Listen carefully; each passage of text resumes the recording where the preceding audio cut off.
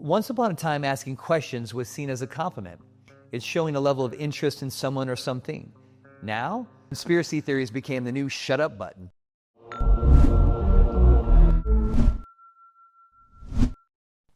Hello, this is Dr. Dan Langley, and welcome to another episode of Eye-Opening Discussions.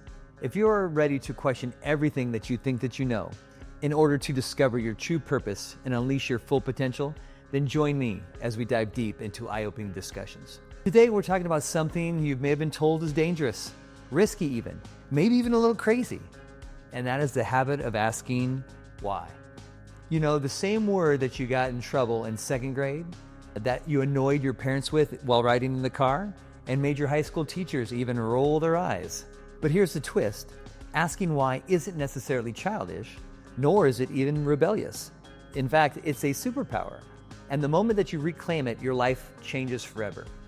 So why do we even need to question? Well, when I was a kid, like most of us, I had a million questions. And it seemed to drive people bonkers, especially my mom. My mom was a 26-year-old raising 3 kids on her own and seemed to have all the answers at the time. At least I thought so. Even if her most common response was, because I said so. In school, the teacher's red pen seemed to be the law. And I remember even having a few report cards, such as where it said, Danny talks too much, or Danny has trouble staying on task. And I remember as a child watching TV, and I remember that if it was on TV, it had to be true, right? I remember watching professional wrestling with my friends, and his uncle at the time, he was declaring, like, that's gotta hurt, that's gotta be real. And then we would go outside, we would wrestle on a mattress, and we'd practice body slamming each other and suplexing. We'd pretend to be Brutus the Barber Beefcake and Hulk Hogan. And of course, I was the Hulkster, so rest in peace, Hulkster. But over time, I realized something, that every one of those people, my mom, my teachers, that trusted anchorman on the news, Ron Burgundy, they all had their own programming. And they all passed it straight on to me, like a mental hand-me-down sweater, or even more like a mental straitjacket. The problem is that after a while, it just didn't fit anymore. You see, we inherit our family's beliefs, like old furniture. You didn't choose the furniture, but there it is sitting in your living room.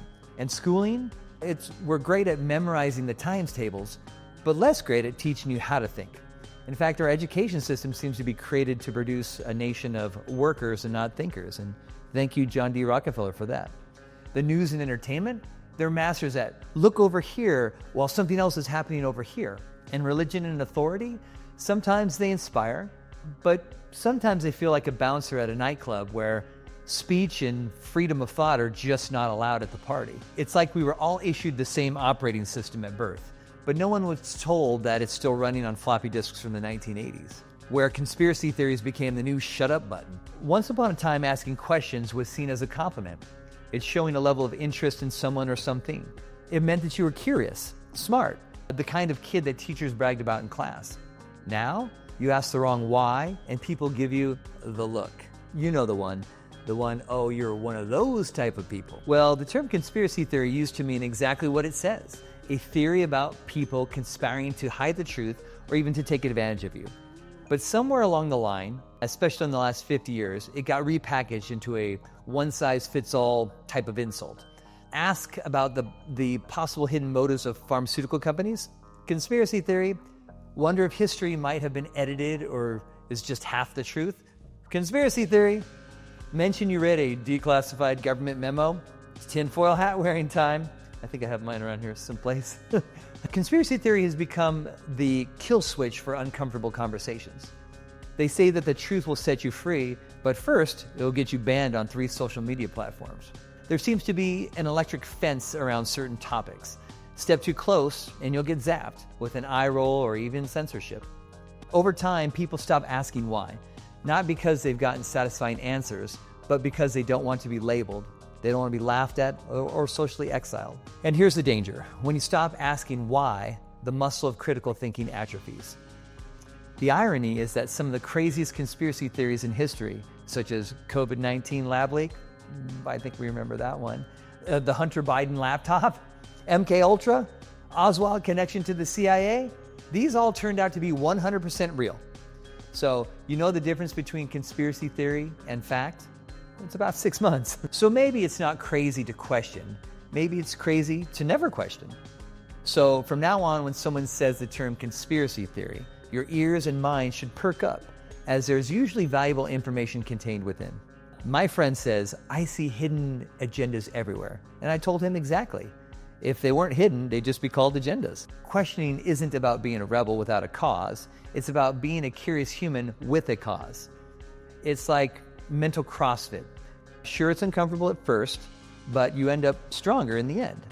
Curiosity keeps your brain from turning into stale attic air. It opens new problem-solving paths. It even expands your consciousness and stimulates your creativity. When I started questioning everything, I may have lost a few friends, a pastor, and many of my favorite actors and entertainers. I just kind of went by the wayside.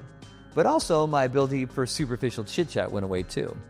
But what I gained was the truth, and much better dinner party stories with meaningful conversations. One of the wildest things I've learned is that half the stuff I thought was me wasn't me at all. It was preloaded by other people. Their shame, guilt, fear, their biases of racism and sexism, political affiliation, religion, and even their favorite sports teams. It's like wearing 20 different outfits simultaneously, and none of those outfits were even chosen by me. Every question you ask is like peeling an onion. You get closer to the core, although sometimes it does make you cry. But what is the purpose of all this? You can't find your real calling if you're living inside of someone else's definition of success. The beliefs that you never challenge, they're often the ones that are quietly holding you back. So think about your beliefs like the junk drawer of your kitchen. Some of it's useful, some of it's broken, and some of it's just like expired Chick-fil-A coupons that you keep around for no logical reason, but you can't quite throw them away because they just feel valuable somehow. But questioning is how we finally clean out that junk drawer.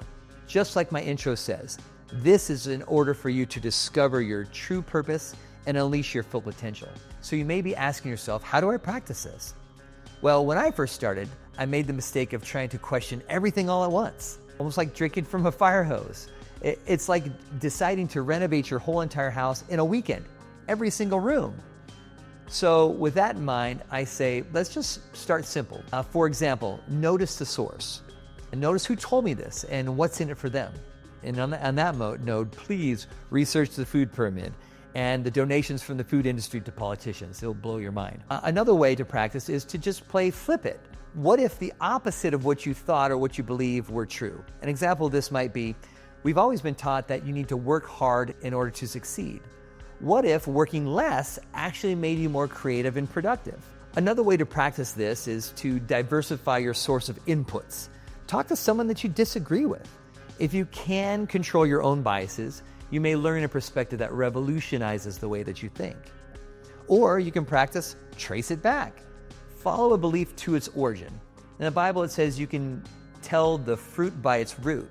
So if it came from propaganda in the 1960s, maybe you don't build your life on it. Also, you might ask, why 5 times or over and over and over again? And maybe by the 5th time, if the answer is because I said so, you've probably found a weak spot in the way that you think or in the way that someone else thinks. The ability to question our reality is a superpower in today's world. We live in a time where fake AI videos can go viral at any moment. And half of the internet believes that these fake videos are true or that they're real. So questioning isn't optional anymore. It's just basic survival. It makes you immune to fear-based headlines. It also turns you into a creative problem solver instead of a passive consumer. It lets you ask the most important question of all, is that who wrote this script and why am I in it? And yeah, it might make you that person at Thanksgiving, but believe me, it's better to be an awake black sheep than a blissfully ignorant turkey.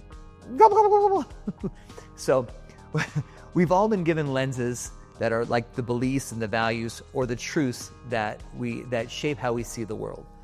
But some of those lenses are just smudged, and some are cracked, and some were never our lenses to begin with in the first place. So when you decide to question these beliefs, you start seeing with your own eyes, not the borrowed lenses of someone else. So as a challenge, I want you to pick one belief that you've never questioned before. The belief can be big or small. And I want you to take that belief and put it on trial. Trace where it came from. Ask who benefits from believing in it, and decide if that then still serves you. Because that one question, it might not just change your mind, it might change your life. So, if you've enjoyed today's episode of Eye-Opening Discussions, please share it. Until next time, stay curious, stay awake, and question everything. Thank you.